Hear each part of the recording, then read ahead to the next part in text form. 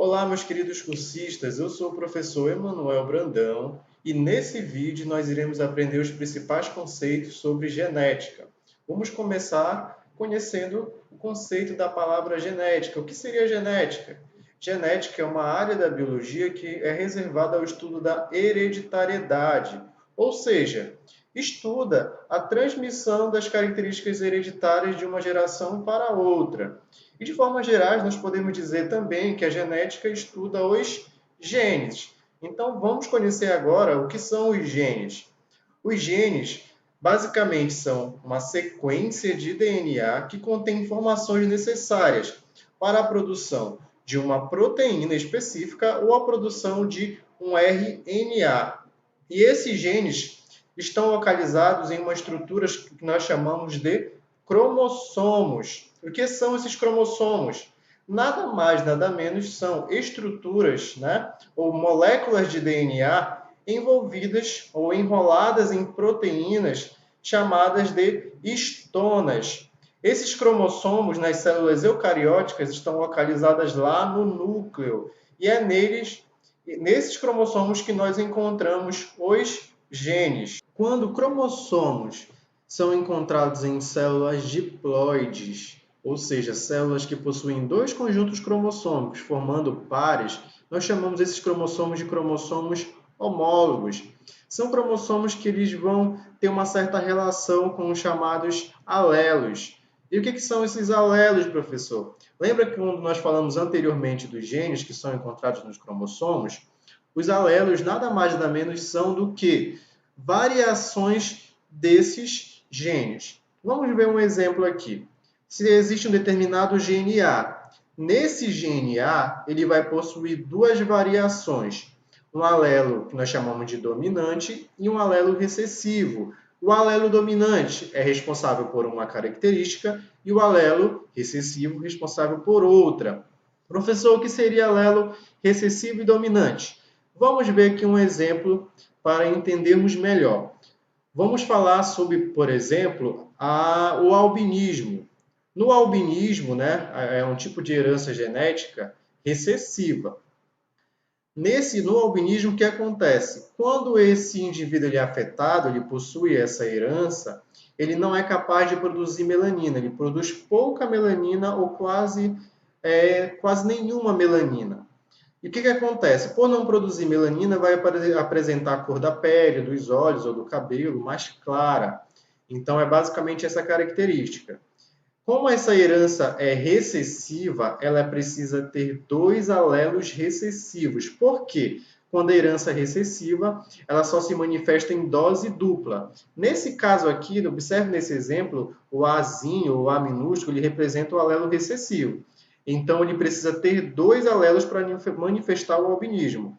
Agora, quando nós falamos em alelo dominante, o alelo dominante ele precisa estar apenas em dose simples para que a característica seja manifestada. Mas, professor, quais são as características? O alelo recessivo ele vai estar relacionado com a não produção de melanina.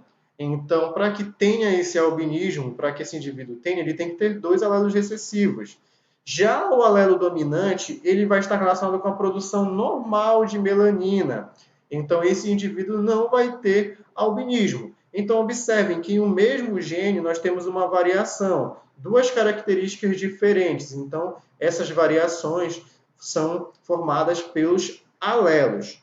Outro ponto importante que nós podemos, ou alguns termos importantes que nós podemos citar ainda em genética, são os termos genótipos e fenótipos. O que seria genótipo? Genótipo é a constituição gênica de um indivíduo. Então, o indivíduo possui vários genes que são responsáveis por diversas características. E esse conjunto de genes nós chamamos de genótipos. Como nós vimos, os genes eles possuem uma característica que vai ser expressada, uma informação genética. A informação genética expressada nós chamamos de fenótipo. Essa informação genética mais o ambiente, na verdade, formam o fenótipo. Então, o que seria genótipo? Constituição gênica do indivíduo e fenótipos, constituição gênica, ou seja, a expressão gênica, né, dessa característica, mais o ambiente, mais a interação do ambiente. Agora que nós conhecemos alguns conceitos básicos para a genética, vamos conhecer Gregor Mendel, também conhecido como pai da genética. Ele foi responsável por elaborar duas principais leis que são fundamentais para o desenvolvimento da genética. Olha só, Mendel, para ele realizar seus estudos, seus experimentos, ele utilizou ervilhas da espécie Pisson sativum, que foram muito importantes para os resultados dos seus estudos. Por quê? Essas espécies apresentam um ciclo de vida curto, então é fácil observar várias gerações. Outro ponto importante eram as características dessa espécie que eram fáceis de ser observadas, como, por exemplo, a diferença entre a cor ou a diferença entre a textura. Então, esses fatores eram de fácil observação. E com esses experimentos, Mendel chegou à primeira lei, que foi a chamada Lei da Segregação dos Fatores. Mendel observou que uma característica ela é determinada por um par de fatores que segregam-se na formação dos gametas. Um fator vem da mãe e o outro fator vem do pai. Então, essa conclusão que Mendel chegou na sua primeira lei.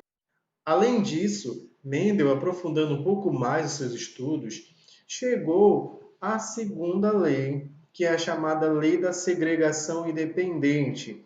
Nessa lei, nós temos o seguinte enunciado, que os fatores para uma ou mais características segregam-se independentemente na formação dos gametas. Como assim, professor? Vamos ver o exemplo das ervilhas. Então, o fator que é responsável pela coloração das ervilhas, verde ou amarelo, por exemplo, vai segregar-se independentemente do outro fator que é responsável pela textura dessa ervilha. Então, ele vai ter lá na formação dos gametas uma segregação independente. Então, basicamente, são essas as duas leis de Mendel.